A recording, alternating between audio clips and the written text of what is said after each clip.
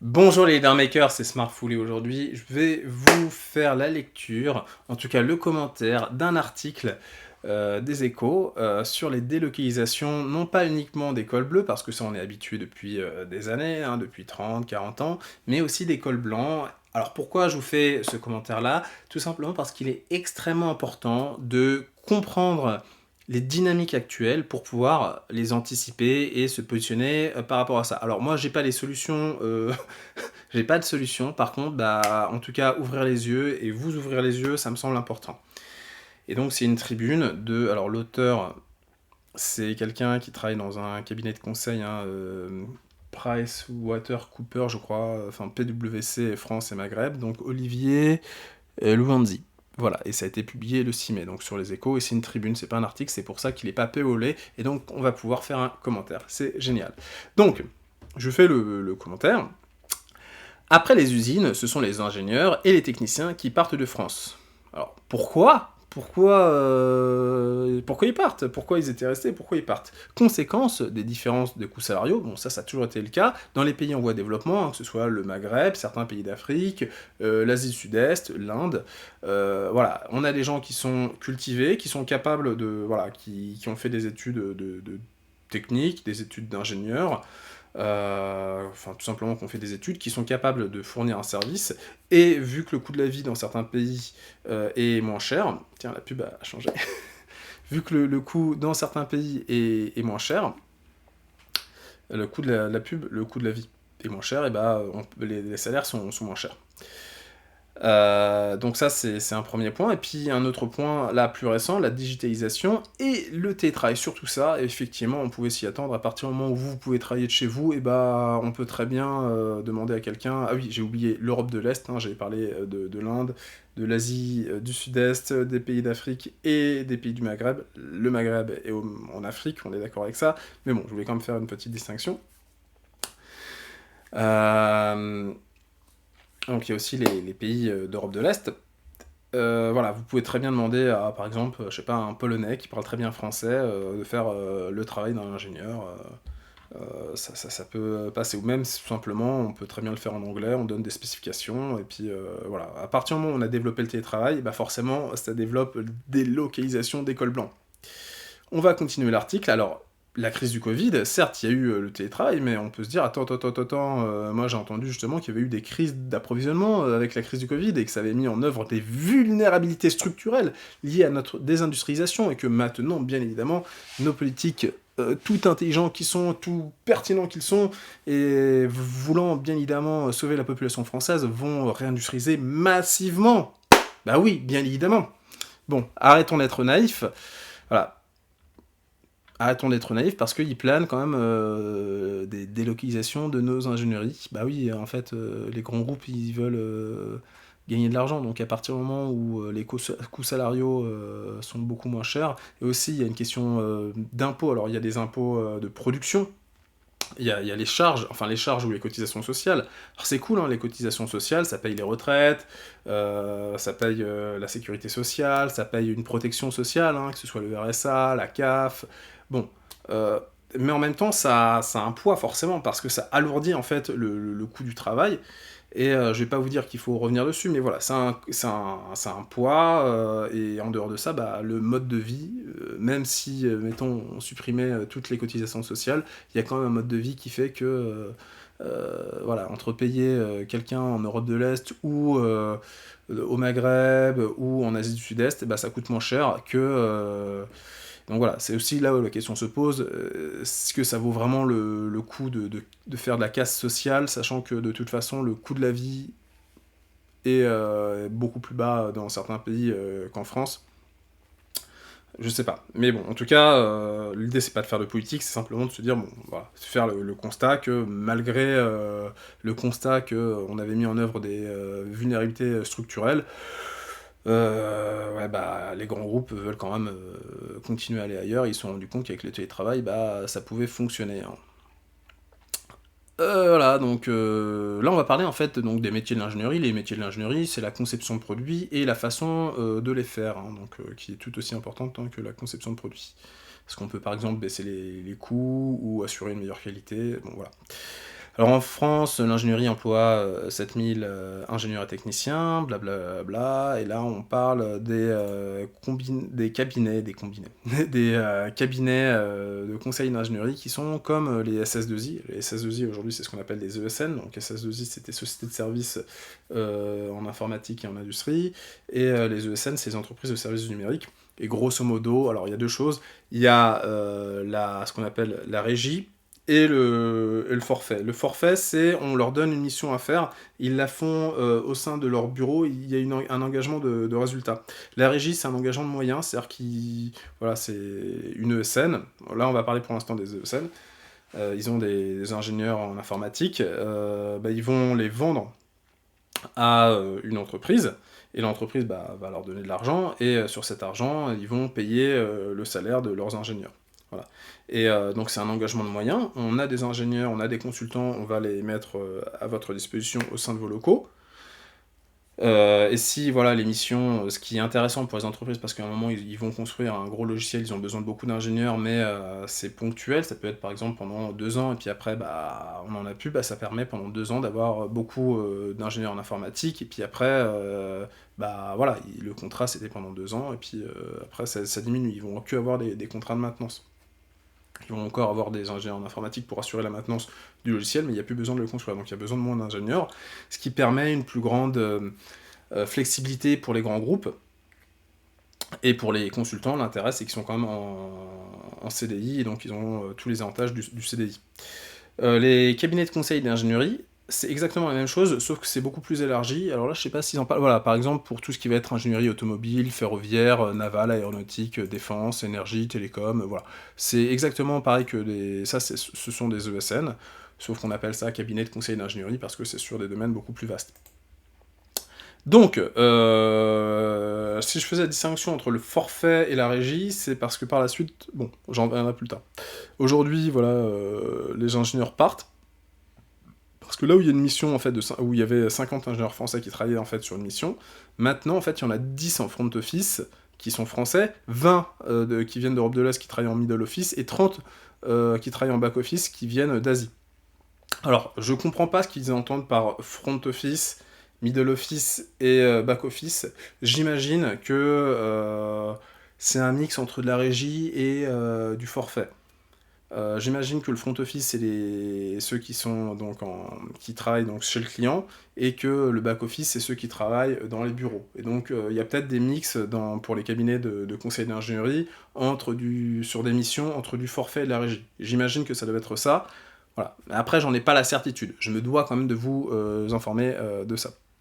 Donc voilà, avant ils avaient 50 ingénieurs qui travaillaient, qui étaient français, maintenant en fait il n'y en a plus que 10, et ce qui permet en fait de réduire les coûts de 30 à 50%, donc quasiment moitié prix. Donc forcément, le premier qui fait ça, c'est cool, mais en fait il y en a plein qui ont fait ça, ce qui a permis de drastiquement baisser les coûts, et donc désormais en fait pour répondre aux exigences des donneurs d'ordre, les donneurs d'ordre c'est les grands groupes, c'est les acheteurs industriels de ces grands groupes, il est impossible de ne pas délocaliser et de mettre en œuvre ce mécanisme. Donc les grands groupes en fait délocalisent même leur propre ingénierie. Alors en France, le offshoring c'est 6 à 7%, donc on dit voilà principalement en Inde, au Maroc et en Roumanie, mais faut savoir qu'aux États-Unis et au Royaume-Uni, c'est principalement 35%, donc c'est énorme. Alors ils disent c'est parce que ils ont voilà, en Inde on parle en anglais, donc ça facilite le front office indien, donc il y a une proximité linguistique, et aussi dans ces sociétés, on le sait pas forcément, je l'avais entendu moi quand j'étais en école d'ingénieur, des gens qui venaient des États-Unis qui disaient que aux États-Unis l'ingénieur était extrêmement mal vu, il était vu comme un geek, comme un nerd, et qu'en fait les métiers qui avaient une certaine notoriété, c'était les métiers d'avocat, ou quand tu faisais une grande école de commerce et que tu étais, par exemple, je sais pas, commercial dans un grand groupe. Mais être ingénieur, apparemment, c'était mal vu. Alors qu'en France, c'est quand même bien vu, même si il y a une perte de notoriété, c'est quand même bien vu. J'ai hésité en fait à vous faire un jour aussi la lecture d'une tribune sur justement la perte de notoriété en France du rôle d'ingénieur, mais je me suis dit ouais ça faisait un peu plainte et tout, là c'est un peu plus complexe, donc c'est l'opportunité de vous parler de ça, donc c'est vrai qu'il y a quand même une perte de notoriété du rôle d'ingénieur, mais c'est normal, parce qu'au 19e siècle, déjà, c'était beaucoup plus compliqué d'être ingénieur, tu avais peut-être une vingtaine d'écoles d'ingénieurs, tu avais Polytechnique, Centrale Paris, les mines de Paris, les mines de province, les centrales de province, et voilà. Donc tu avais quelques écoles, une poignée d'écoles d'ingénieurs, une poignée, ouais, 10-20, et aujourd'hui, bah, t'en as plus de 250, il me semble, qui donnent le titre d'ingénieur. Et donc, bah, forcément, vu que t'en as 10 fois plus au XXIe siècle, le niveau a forcément baissé. Hein. Avant, quand t'en avais pas beaucoup, voilà. Donc, déjà, bah, forcément, on perd de notoriété parce que le niveau baisse, ce qui est normal. T'as besoin de plus d'ingénieurs, donc t'es obligé de voir plus large. Mais avant, t'avais une sélection qui était beaucoup plus drastique parce que t'en avais besoin de peu. Mais voilà, faut quand même être bon, hein, c'est quand même un concours, faut quand même faire maths sup maths spé, faire un concours, voilà. C'est pas parce que le niveau baisse globalement, ça c'est un constat qui est à faire, hein, faut être honnête par rapport à ça. Le niveau baisse, par contre, ça veut pas dire que le niveau est bas, qu'on soit d'accord avec ça. Mais forcément, vu que globalement le niveau baisse, et bah, t'as pas la même notoriété. Avant, j'imagine, alors ça c'est du pifomètre, j'imagine qu'un ingénieur au 19e siècle il devait peut-être gagner l'équivalent de 10 à 20 000 euros, aujourd'hui il gagne environ 2500 euros, tu vois.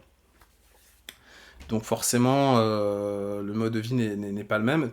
T'as un salaire qui est plus intéressant que la moyenne, mais qui n'est pas, t'as pas le même mode de vie qu'au 19e siècle quand t'étais ingénieur. Donc voilà, bon ça c'est en France, mais voilà, en France t'as quand même, quand tu dis que t'es ingénieur, t'as quand même un certain respect, on te dit pas, ah là là, t'es un sale geek, et aux États-Unis et au Royaume-Uni, a priori c'est le cas, et cette différence culturelle fait en sorte que le offshoring est beaucoup plus présent. En France c'est quand même un peu plus protégé, même s'il y a une tendance à faire en sorte que ça augmente. Donc voilà, cette situation donne la mesure de la menace. Hein. En France, donc on a environ 20 à 30% de l'activité qui est en sursis. Au moins 150 000 emplois très qualifiés, donc 90 000 ingénieurs. Donc effectivement, c'est plutôt flippant. Hein étant donné que je suis ingénieur, je me dis merde, je croyais avoir un avenir. Voilà, c'est assez flippant. Enfin, tu vas me dire, je peux avoir un avenir si je vais vivre dans les pays en voie de développement. Hein. Mais bon, c'est triste de se dire, tiens, je vais devoir immigrer. Généralement, quand tu pars d'un pays pour aller dans un autre, c'est-à-dire que le pays est en train de se déliter, ce qui montre voilà, que c'est quand même pas tip-top pour la France, et que voilà, ce côté politique de se dire, bah vas-y, on promet au peuple de réindustrialiser, et au final... bon, bah, les grands groupes, ça leur fait plaisir de désindustrialiser, donc on va rien faire de concret. Ça peut être très dangereux pour le pays. Hein. Ça peut montrer en fait un délitement, et à un moment, si t'as plus de col bleu et que t'as plus de col blanc, bah, que font les gens en fait? Alors bien évidemment, tu auras toujours de l'activité sur le territoire. Tu auras toujours bah, des policiers, des infirmiers, mais si on crée plus réellement de richesse, si t'as que des métiers support, bah, en fait, tu crées plus aucune richesse et ton pays ne vaut plus rien en fait. Et donc c'est dangereux.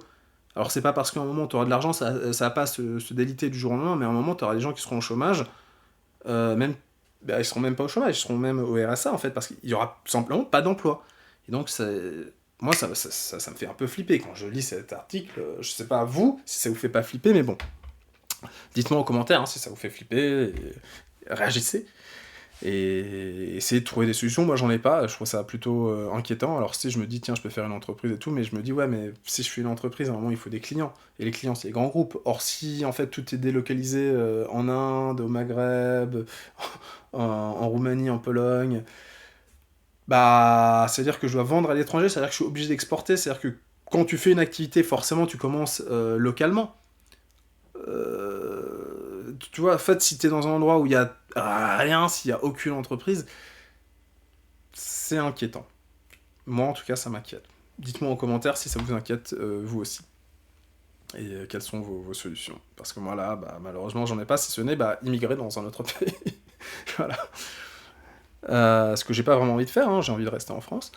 Et donc, j'aimerais trouver des solutions. Mais vous allez peut-être m'aider à en trouver.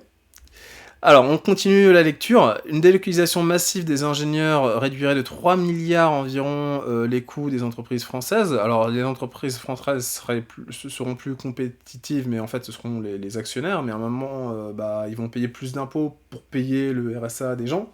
Mais le RSA, c'est pas grand-chose, c'est 400 euros. Alors, soit on augmente le RSA et on le transforme, un peu comme Benoît Hamon voulait, en revenu universel, mais forcément ça va faire exploser les impôts. Donc est-ce que en fait, voilà, il y a un...